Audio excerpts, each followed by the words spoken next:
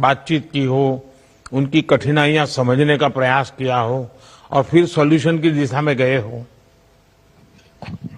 Yes, sir. तो हमारी team में there is a member who has a family relative who suffers from autism, and हम यहाँ आने से पहले we also spoke at different centers to understand कि इन बच्चों को क्या actual में दिक्कत होती है, so that we can address this in the right way. आप कुछ कह रहे थे, आपके साथी कुछ कहने वाले थे? हाँ जी सर, तो हमारी टीम में we have a member who is not an Indian. He's a foreign student studying in India. Hello, Mr. Prime Minister. My name is Muhammad Ali As-Saggaf, and I am an international student from Republic of Yemen. So I came to India to pursue my Bachelor of Engineering in Computer Science and Engineering. And I am part of a Big Brains team where we are developing an AI-powered virtual reality experience that is specially designed for these kids. These special kids. It is your first experience to be a part of this type of team? I've been part of different hackathons locally in Bangalore, but this is my first time here in SIH. And I'm very grateful for being part of this huge initiative. And I want to thank you, Mr. Prime Minister, and the government of India for giving me this opportunity. And from this place, I invite all my fellow Yemeni students and international students to be innovators outside, to be part of India's innovative ecosystem. Thank you. आप सभी को बधाई कि आपने इस विचार को समझा कि हर बच्चा स्पेशल होता है, सभी को फलने फूलने का अवसर मिले, समाज में कोई भी पीछे ना रहे, कोई भी खुद को लेफ्ट आउट महसूस न करे। इसके लिए नए सॉल्यूशंस की भी जरूरत पड़ती रहती है। आपकी टीम का ये सॉल्यूशन लाखों बच्चों की जिंदगी को आसान बनाने का काम करेगा। ये जो सॉल्यूशंस आप देश के लिए तैयार कर रहे हैं, ये भले ही लोकल है, लोकल नीड बेस्ड है, लेकिन इनका यूज ग्लोबल है, इनका इंपैक्ट ग्लोबल है। जो भारत की जरूरतों के लिए फिट है, वो दुनिया के किसी भी देश में फिट हो सकते हैं। आपको और आपकी टीम को मैं बहुत बहुत शुभकामनाएं देता हूं। नेक्स्ट कौन है? अगला टीम हैक ड्रीमर्स जो खड़गपुर में बैठे हैं, team Kharagpur. Honorable Prime Minister Ji, I'm Lavanya, the team leader of Hack Dreamers, and we are at our nodal center, IIT Kharagpur, West Bengal, and we are from Chennai Institute of Technology, Tamil Nadu. The problem statement we have chosen is given by National Technical Research Organization. As in a technological innovation increasing day by day, the cyber attacks were also increasing. As per our record, in 2023, there were 73 million cyber attacks were occurred in India, which is the third largest among the world. To tackle the situation, we have come up with an innovative, unique and a scalable solution.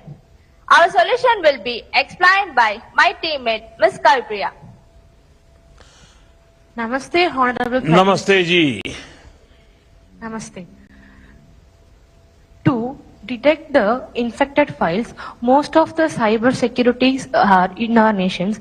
To strengthen our defense, we are using multiple antivirus engines. There are 3 engines we used, like Microsoft Defender, ESCT, and Trend Micro Maximum Security. Our solution is completely offline and on-premise, including the architecture design and the threat detection. As we know, no single antivirus is perfect. Each antivirus has its own strength and its weakness. So, we're using Microsoft Defender, ESCT, and Trend Micro to tackle this challenge. We scan this We scan using these 3 AVs by parallelly scanning in efficient way. It also avoids the threat detection and maintains our system in safe mode. अभी मैंने मन की बात में सामान्य लोग जो मुसीबत झेल रहे हैं उसकी विस्तार से चर्चा की थी। किस प्रकार से इंडिविजुअली साइबर फ्रॉड के माध्यम से लोगों को लूटा जा रहा है, इसका आप लोगों को पता है? नहीं सर। क्योंकि आप जो सॉल्यूशन ढूंढ रहे हैं, और मैं मानता हूं कि समाज का एक बहुत बड़ा वर्ग है जो आज ऐसे संकटों में फंस जाता है। ये नौजवान कुछ कहना चाहते थे? जी हाँ सर, नमस्ते सर। नमस्ते। हाँ सर, वही टेक्नोलॉजी बढ़ने से लाइक अच्छा टेक्नोलॉजी भी बढ़ रहा है, एट द सेम टाइम हमारा साइबर अटैक्स का भी वो उसे भी देखना पड़ता है। तो उस मामले से हम लोग उस सॉल्यूशन को अब बेटर एफिशिएंट और इम्प्रूव कर रहे हैं। एग्जिस्टिंग सॉल्यूशन से हम और एफिशिएंटली और इम्प्रोवाइज करके हम लोग जो सॉल्यूशन रख रहे हैं वो करंट सॉल्यूशन से बेटर होगा। आप लोगों को पता है कि साइबर सिक्योरिटी के किसी भी आपके प्रयास की उम्र बहुत छोटी होती है, इसका अंदाज है आप लोगों को? जी हाँ सर। क्या क्या अंदाज है, बता सकते हैं? हम लोगों को लाइक अपडेट करना पड़ता है क्योंकि technology yes you are right, क्योंकि हम लोग अपडेट होना। साइबर अटैक में अटैक करने वाले इतने इनोवेटिव होते हैं कि आप एक सॉल्यूशन आज निकालोगे, 4 घंटे में नए सॉल्यूशन की जरूरत पड़ेगी। आपको हमेशा अपडेट करना पड़ता है। देखिए, भारत दुनिया की अग्रणी डिजिटल इकोनॉमी में से एक है। हमारा देश बड़े पैमाने पर डिजिटली कनेक्ट हो रहा है।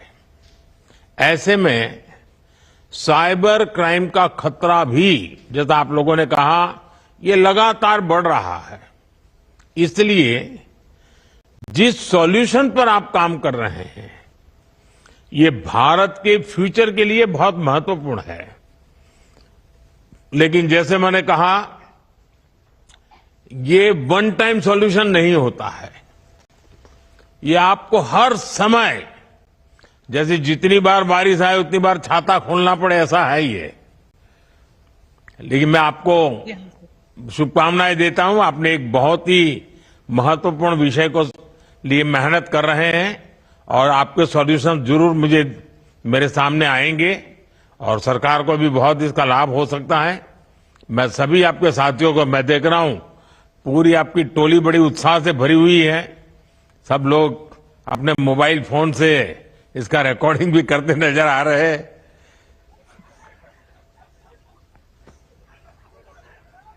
चलिए हम आगे चलते हैं। अगली टीम कौन है? हम इंटरेक्ट करेंगे टीम कोड ब्रो के साथ, जो गुजरात टेक्निकल यूनिवर्सिटी अहमदाबाद में बैठा है। Over to Ahmedabad. नमस्ते प्रधानमंत्री जी। नमस्ते जी। So my name is Harshit and we are representing the team Brocode. Here we are going to developing the problem statement of ISRO. Our problem statement is enhancing the darker images of the solar pole, which is located at the South Pole. So we are going to develop this solution by coming the name, the Chandvardhani. Chandvardhani is a solution where we can able to enhance the darker images into the higher quality of the image. So it is not only the image quality enhancer, it is also the decision making skill. In the decision making skill, we are going to detect the craters, boulders, and also the real time site selection also, sir. आप कभी ये space की दुनिया में जो लोग काम करते हैं, क्योंकि अहमदाबाद में आप लोग बैठे हैं, वहां तो बहुत बड़ा सेंटर है स्पेस का, कभी वहां जाकर के उन लोगों से कोई चर्चा करके इश्यूज क्या है, क्वालिटी रिजल्ट के लिए क्या करना है, कुछ चर्चा की क्या? I had talked with the mentors and also the scientists among Hyderabad, but I had not reached the any centers like this because we are far away from the Andhra Pradesh. अच्छा, क्या And our इस team is project की वजह से हम चंद्रमा की geological और एनवायरमेंटल कंडीशन को और अधिक बेहतर ढंग से जान पाएंगे क्या? Yes, sir. Of course, we can able to detect the geological, uncover hidden features of the geological lunar exploration, sir. Example like we can able to detect the frozen bodies of water bodies, and also we can able to detect the craters and boulders. Boulders is nothing but the bigger stones or as the bigger particles around the moon surface. So that we can able to land the rover very smoothly by detecting these boulders and the craters. अभी आपकी team में कितने लोग काम कर रहे हैं? 6 members. 6 members are working in the teammates. सब अलग अलग जगह से इकट्ठे आए या आप यहीं पर से पढ़ करके निकले हैं? In the problem statement, we had divided the task to all the members. 3 members are doing the machine learning models, and 2 members are doing upon the denoising filters. For enhancing those images, sir. And now my teammate Sunil will continue the conversation, sir. देखिए, आपने बहुत महत्वपूर्ण विषय को चुना। कुछ कह रहे थे आप नौजवान, कोई और माइक ले रहे थे? Sir, we are from Andhra Pradesh. I don't know Hindi too much. Andhra garu. Sir. Sorry for that. हाँ, बताइए। Namaste, Pradhan Mantri ji. नमस्ते।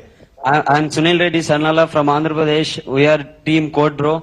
We are working on a machine learning model where we can enhance the images from the south pole of the moon.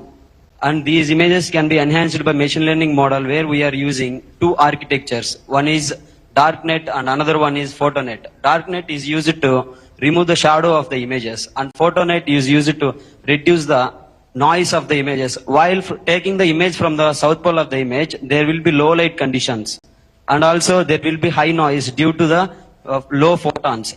So we are enhancing that image by using the neural networks, and those neural networks will be having the 1024 neurons each. And Harshit actually mentioned that there is a chance, in the best case, we can detect the frozen water bodies also. And I am very happy to speak with you, sir. And it was always my dream to talk with you. And you came to Nellore also. I am far in the crowd. I am always seeing and shouting like I am very biggest fan of you, sir. Thank you. Thank you for giving this opportunity, sir. देखिए साथियों, space technology में भारत की यात्रा को दुनिया बहुत उम्मीद से देख रही है। आप जैसे यंग ब्रेन्स जब इससे जुड़ते हैं तो उम्मीद और बढ़ जाती है। आप जैसे यूथ इनोवेटर्स को देखकर साफ है कि भारत ग्लोबल स्पेस पावर के तौर पर तेजी से अपनी भूमिका का विस्तार करेगा। मैं आप सभी को अपनी शुभकामनाएं देता हूं। आइए, अब नेक्स्ट टीम कौन है?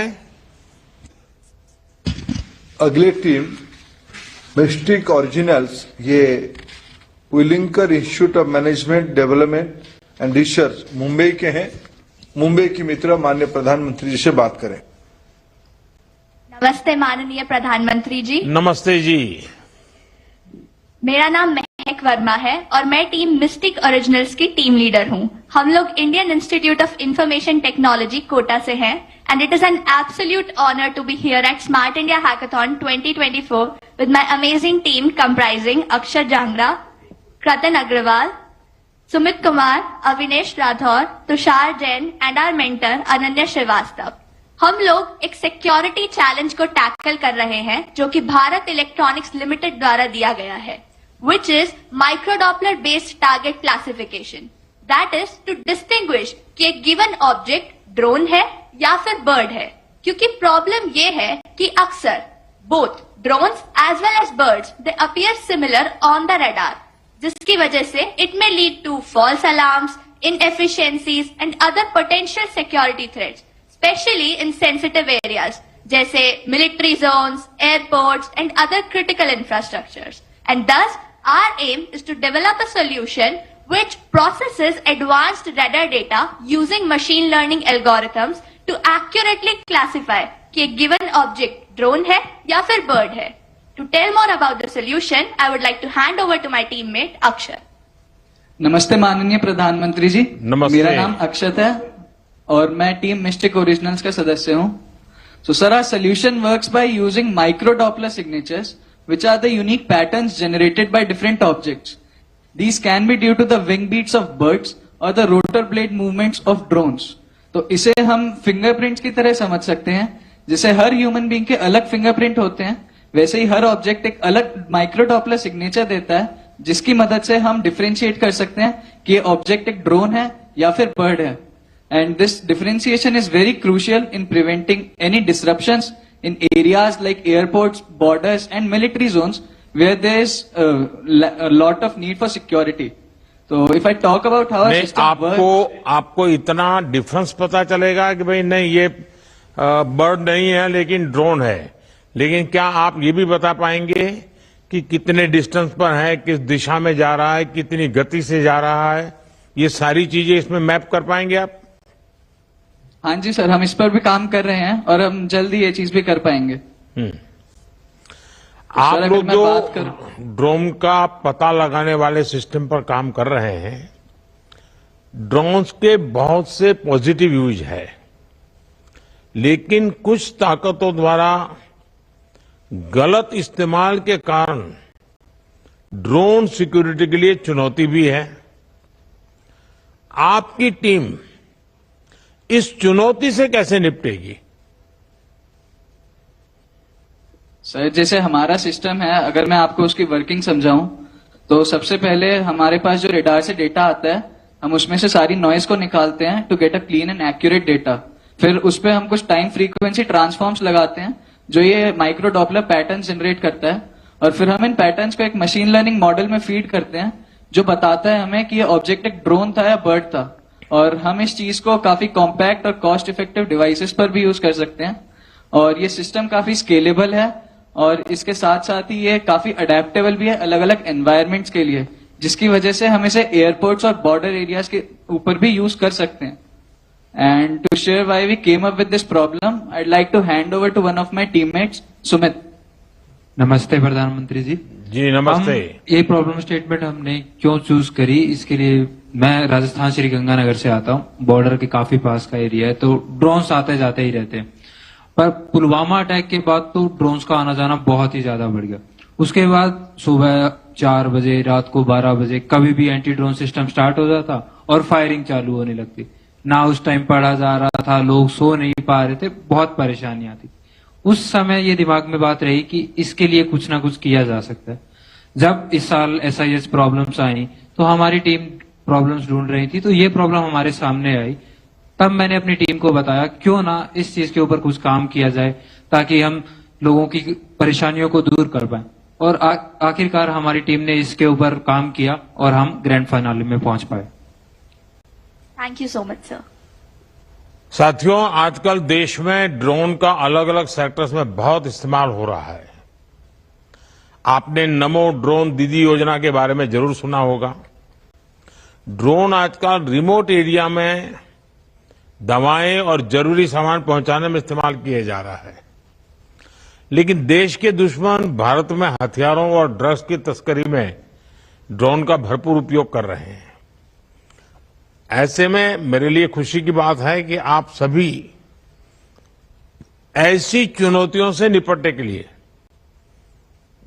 पूरी गंभीरता से काम कर रहे हैं. आपका प्रयास डिफेंस टेक्नोलॉजी के एक्सपोर्ट को भी नया आयाम दे सकता है, और इसलिए मैं आपको बधाई देता हूं. और आपका एक साथी तो स्वयं बॉर्डर पर रहने वालों में से हैं, तो वो इस समस्या को भली भांति समझ भी सकता है और उसके सॉल्यूशन की जरूरत भी समझ सकता है. लेकिन इसके कई पहलू होंगे आगे चल करके, और मैं समझता हूं कि बहुत बड़ी मात्रा में काम करना पड़ेगा, क्योंकि जो ड्रोन की दुनिया वाले लोग हैं, जो इस प्रकार के रोग ड्रोन्स को लेकर के दुनिया में बर्बादी का काम कर रहे हैं, वे हर बार नई टेक्नोलॉजी लाएंगे, नए एंट्री पॉइंट ढूंढेंगे. तो हमारे लिए भी चुनौतियां नित्य नई बनती रहेगी. लेकिन आपके प्रयास को मैं बहुत बधाई देता हूं, शुभकामनाएं देता हूं. आइए देखते हैं देश के किस भाग से हम जुड़ने वाले हैं.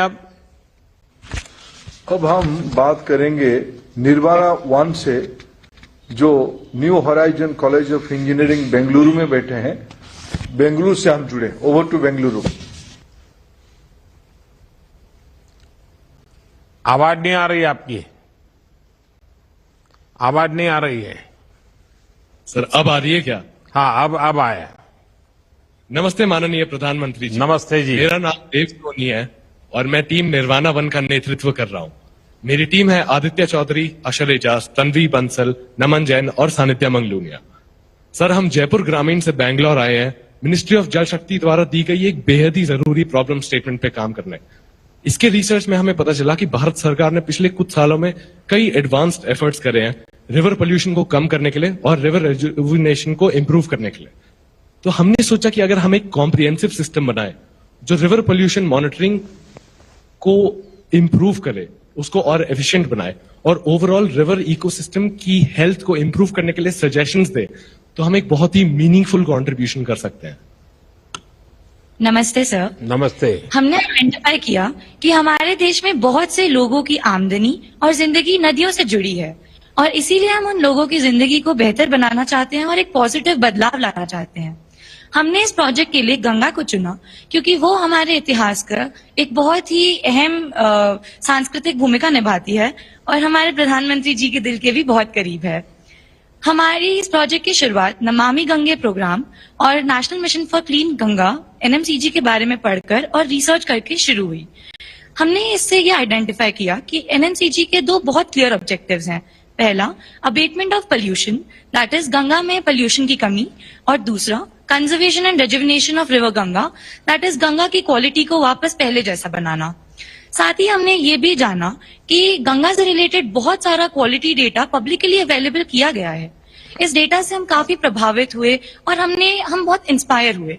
हमने सोचा कि अगर हम इस डेटा के बेसिस पे एक डिसीजन सपोर्ट सिस्टम बना सकें जिससे कि गंगा के आसपास रहने वाले लोगों को निर्णय लेने में सहायता मिलेगी, तो उससे उनकी जिंदगी में काफी प्रभाव आ सकता है और उनकी जिंदगी में एक बहुत पॉजिटिव बदलाव आ सकता है।